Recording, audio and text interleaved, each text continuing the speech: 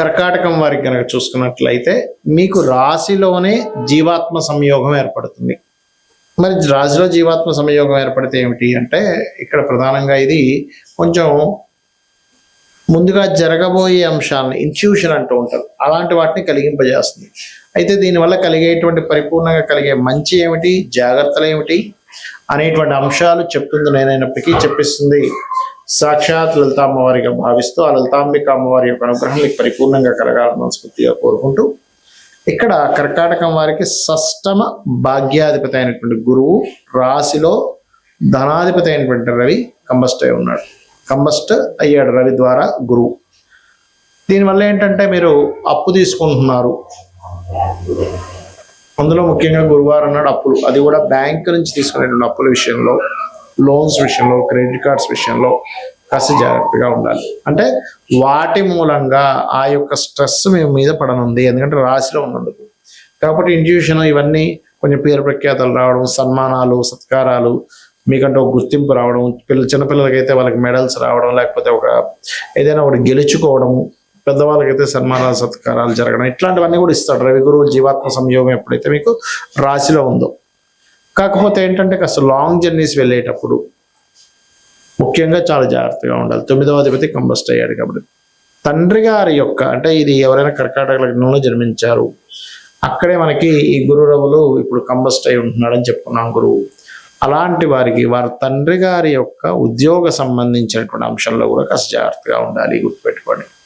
అయితే ఇక్కడ మీకు 2వ స్థానంలో ఒకవైపు కేతు ఉంటూ భాగ్యంలో కూడా శని ఉన్నందుకు ఇక్కడ ఏంటంటే కొంచెం సమ్ టైమ్స్ ఈ కాంబినేషన్స్ ఉన్నప్పుడు ఒక్కొక్కసారి చూడండి తండ్రి వేరే ప్రాంతానికి వెళ్ళి అక్కడ ఉద్యోగం చేయడము, కుటుంబంతో దూరంగా ఉండడం కూడా జరుగుతూ ఉంటుంది. ఇక మీరు నిత్యము చేయవలసిన దేవతా ఆరాధన ఏమిటి? ఈ గురుమౌఢ్యమి రవి గురువులు కలిసి ఉన్నందుకు రవి గురు గ్రహాల దగ్గర దీపారాధన చేయండి, మరియు సుబ్రహ్మణ్యేశ్వర స్వామి యొక్క అష్టకం చేసుకోండి, సూర్య నమస్కారాలు ఎక్కువగా చేసుకోండి, రవి గురు గ్రహాల దగ్గర నేతితో దీపారాధన చేయండి, అన్ని విధాలా బాగుంటుంది. గోచారంలో జరిగేటువంటి గురువు కానీ శుక్రుడు కానీ ఉన్నప్పుడు దాన్ని మౌఢ్యమి అంటారు. మన జన్మజాతకంలో ఏదైనా ఒక గ్రహం గనక సూర్యుడికి దగ్గర డిగ్రీల్లో, అంటే మౌఢ్యమి కానీ ఇవన్నీ ఎందుకు వస్తాయంటే 8 డిగ్రీల లోపల కనుక ఉన్నట్లయితే, 8 నుంచి లోపల ఉన్నట్లయితే దాన్ని మౌఢ్యమి అస్తంగత్వ దోషము అంటారు పర్సనల్ చార్ట్లో. ఇలా అస్తంగత్వ దోషాల్లో మనకి బుధుడు తప్ప మిగతా గ్రహాలన్నీ అస్తంగత్వ దోషంలోకి వెళ్ళిపోతాయి. బుధుడు కూడా వెళ్తారు కానీ అంత ఎక్కువగా వెళ్ళదు, బుధుడు యొక్క ప్రభావం ఉండదు.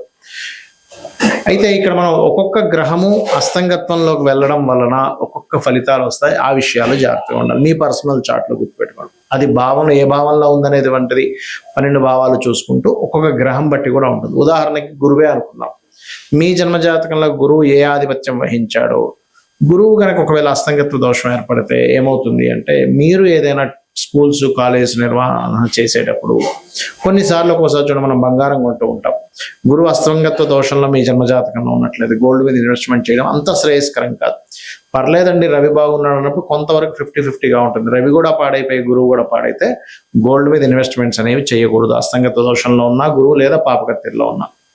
అదేవిధంగా కొన్నిసార్లు అమావాస్య యోగంలో పుడుతూ ఉంటారు కదా, అంటే అప్పుడు చంద్రుడు చాలా క్లోజ్ డిగ్రీల్లో సూర్యుడి దగ్గరికి వచ్చేసాడు, చంద్రుడేమో క్షేణ చంద్రుడే. అలాంటప్పుడు ఏంటంటే మీరు అమావాస్య నాడు పితృదేవతా సంబంధించిన కార్యక్రమాలు చేయడము, మరియు అదేవిధంగా మరొక విషయం ఏంటంటే ఇక్కడ వీటితో పాటు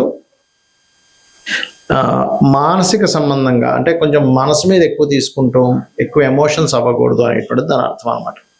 అదేవిధంగా కొంతమందికి కుజుడు చాలా క్లోజ్ కంజంక్షన్లో రవితో కనెక్ట్ అవుతాడు. అలాంటప్పుడు ఏమవుతుందంటే వీళ్ళకి సర్వసాధారణంగా తండ్రి కొంచెం అగ్రెసివ్గా ఉండడం, అదేవిధంగా మీకు ఆ పోర్ట్ఫోలియోస్ ఏమొచ్చే దాన్ని బట్టి ఉంటుంది. కాకపోతే ఇక్కడ ఏంటంటే ఏదైనా ఖాళీ ల్యాండ్లు, అందులో ముఖ్యంగా గవర్నమెంట్ ల్యాండ్స్ తీసుకుంటూ ఉంటాం యాక్షన్స్లో, ఆక్షన్ జరిగినప్పుడు. కాబట్టి ఆ ఆక్షన్లో తీసుకునేటువంటి ప్రభుత్వ సంబంధించిన ల్యాండ్స్ తీసుకునేటప్పుడు 1-4 సార్లు మళ్ళీ చూసుకొని తీసుకోవాలి, అందులో ఏదైనా దోషం ఉందా ఏంటి అనేటువంటిది. అదేవిధంగా బుధుడైతే కొంచెం ఎక్కువ కంబస్ట్ అవ్వడు బుధుడు విషయంలో. కాకపోతే ఏంటంటే బుధుడు మీరు ఎప్పుడైనా గుర్తుపెట్టుకోండి, కంబస్ట్ అయినప్పుడు కొంచెం ఏదైనా వ్యాపారం చేస్తున్నారు లేదా షేర్ మార్కెట్ రిలేటెడ్ సంబంధించిన విషయాల్లో చాలా జాగ్రత్తగా ఉండాలి.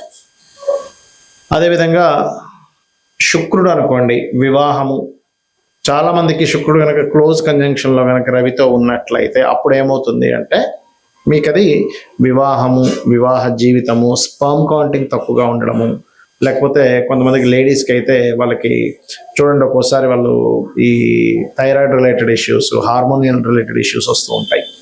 శని కనుక అయినట్లయితే సహజంగా చెప్పాలంటే శని రవుల కలయిక ఈజ్ సమ్ టైమ్స్ కొంచెం గట్టిగా ప్రయత్నం చేస్తే గవర్నమెంట్ జాబ్ వస్తుంది. కాకపోతే తల్లిదండ్రులు అంటే తండ్రితో కొంత తెలియని విభేదాలు రావడము, కొంచెం జాబ్లో ఒక్కొక్కసారి చూడండి మనం చూస్తూ ఉంటాం, పలానా జాబ్ దగ్గరికి వెళ్ళామండి అక్కడ స్ట్రక్ అయిపోయానంటూ ఉంటాం. అయితే ఇక్కడ ఏంటి, శనితో పాటు అది దశమాధిపత్యం కూడా వస్తే ఇంకా ఎక్కువ వస్తుంది దాని ప్రభావం. రాహువు కేతు అయితే గ్రహణ సమయాలు అవి పెద్దగా కంబస్ట్ అవ్వు దీనికి, ఎందుకంటే ఛాయాగ్రహాలు నిజమైనటువంటి గ్రహాలు కావు నోట్స్ కాబట్టి. అయితే ఇక్కడ ఏంటి, ఏ భావంలో మీకు అస్తంగత్వ దోషం ఏర్పడింది. ఇప్పుడు మనం చెప్పుకుంటున్నాం మేషం వారికి అయితే 4వ స్థానము, వృషభం వారికి అయితే 3వ భావంలో ఉన్నది రవి గురువులు, మిథునంకి అయితే 2వ స్థానము, కర్కాటకం అయితే రాశిలోనే, సింహానికి అయితే 12వ స్థానము, కన్యకి అయితే 11వ స్థానం, ఇలా చెప్పుకుంటున్నాగా. అలాగే మీ లగ్నం నుంచి, లగ్నం వేరు రాశి వేరు గుర్తుపెట్టుకోండి, మీ లగ్నం నుంచి ఒక గ్రహము కంబస్ట్ అయినప్పుడు అది ఏ భావంలో అయిందే చూసుకోవాలి. లగ్నంలో అయిందనుకోండి జీవుడికి అది ఎఫెక్ట్ ఎక్కువ ఇస్తుంది. ధనస్థానంలో అయితే అది ఏ గ్రహము సంబంధించినటువంటి ధన సంబంధించిన విషయాల్లో జాగ్రత్తగా ఉండాలి. 3 అయితే అన్నదమ్ములు కమ్యూనికేషన్స్ విషయాల్లో, 4 అయితే ప్రాపర్టీస్ కొనుగోలు చేసే విషయంలో, 5 అయితే సంతానం విషయంలో లేదా ప్రేమ వ్యవహారాల విషయంలో, ఏదో ప్రేమ వ్యవహారాలకు సంబంధించిన విషయాల్లో వెళ్ళి విరుక్కుపోవడం ఇట్లాంటివి జరుగుతూ ఉంటాయి. అదేవిధంగా 6 అనుకోండి, రుణాలు ఇవ్వడం, రుణం తీసుకోవడం వల్ల. 7వ అయితే వివాహం ద్వారా కొంతమందికి ఏదో స్ట్రక్ అయిపోయినట్టుగా అయిపోతాయి కొన్ని లైఫ్స్. 8వ అయితే తాతగారు ఆస్తి, కొంత రీసెర్చెస్ వల్ల రీసెర్చ్ అవ్వకపోవడం వల్ల మేము స్ట్రక్ అయిపోయాం అని ఇలా ఉంటూ ఉంటుంది. 9వ స్థానం అయితేనేమో తండ్రి స్ట్రక్ అయిపోవడము, అంటే తండ్రి అతని లైఫ్లో చాలా విషయాలు స్ట్రక్ అయిపోయినట్టుగా మనం తీసుకోవాలి. అదేవిధంగా హైయర్ ఎడ్యుకేషన్ బ్యాక్లాగ్స్ ఉండిపోవడం, ముందు కదలకపోవడం, ఏదో కారణాల వల్ల ఇబ్బంది వస్తూ ఉంటుంది. 10వ స్థానం అయ్యి అందులో ముఖ్యంగా శని అయితే వీళ్ళు ఉద్యోగం చేసే విషయంలో ముందుకు వెళ్ళలేకపోతుంటారు. అప్పుడు వ్యాపార యోగం ఏమైనా ఉందేమో చూసుకోవాలి. లాభం అయితే వ్యాపార స్థానాలు ఏదైనా ఒక లాభం ఆశిస్తున్నామో, ఎక్స్పెక్టేషన్ చేస్తున్నాము, అప్పుడు ఇబ్బంది వస్తుంది. 12వ స్థానం అయితే ఇన్వెస్ట్మెంట్ చేసేటప్పుడు పర్టికులర్గా ఆ మహాదశలు, అంతర్దశలు. ఇప్పుడు ఎగ్జాంపుల్ ఒక గ్రహం ఏదైనా కంబస్ట్ అయింది అంటే అస్తంగత్వ దోషంలోకి వెళ్ళిపోయింది, దాన్ని గోచారంలో మౌఢ్యమి అనే పదంతో వాడతాం. ఇప్పుడు ఆ అస్తంగత్వం దోషంలోకి వెళ్ళిపోయినటువంటి ఆ యొక్క గ్రహం ఏదైతే ఉందో అది పర్టికులర్గా మీకు ఏ భావ సంబంధంగా ఉందో చూసుకోవాలి. ఇప్పుడు 12వ భావ సంబంధంగా ఉందనుకోండి, అప్పుడు ఇన్వెస్ట్మెంట్స్ ఆ పర్టికులర్ మహాదశ అంతర్దశలో పనికిరావు, గుర్తుపెట్టుకోండి. ఇది గోచార పరంగా కొంత పని చేస్తుంటుంది, దీని పరంగా పనిచేస్తుంది. అంటే ఎలా అంటే ఇప్పుడు చిన్న ఎగ్జాంపుల్ చెప్తాను మీకు. మీరు ఒక ప్రాంతం నుంచి మరొక ప్రాంతానికి వెళ్ళాలి, దానికి ఒక 3-4 వేస్ ఉన్నాయి వెళ్ళడానికి, కానీ 3-4 త్రోవలు ఉన్నాయి.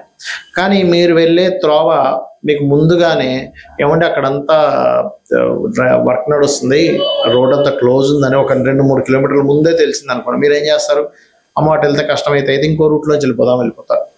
ఎలాగైతే మీరు వెళ్ళేటువంటి జర్నీలో కార్లోనో బైక్ మీద వెళ్ళేటప్పుడు ముందుగా తెలిసి అంత దూరం వెళ్ళి అయ్యో బ్లాకేజ్ ఉందా అని వెనక్కి వచ్చి మళ్ళీ ఇంకో రూట్లో వెళ్ళడానికి ఎలా అయితే మీకు పెట్రోలు, మనీ, శ్రమ సేవ్ అవుతాయి, ఇది ముందుగా తెలుస్తాయి. అలాగే జ్యోతిష్ శాస్త్రంలో కూడా మీకు పలానా మహాదశ అంతర్దశ వస్తుంది, ఇది ఇక్కడ కంబస్ట్ అయ్యి ఉంది, లేకపోతే ఈ గ్రహం ఇలా ఉంది, కాబట్టి మీరు ఈ విషయంలో జాగ్రత్త తీసుకోండి, ఖచ్చితంగా బాగుంటుందని చెప్పేదే జ్యోతిష్ శాస్త్రం. కాబట్టి ఈ విషయాల్లో జాగ్రత్తలు తీసుకోండి, అన్ని విధాలా బాగుంటుంది. శ్రీమాత్రే నమః.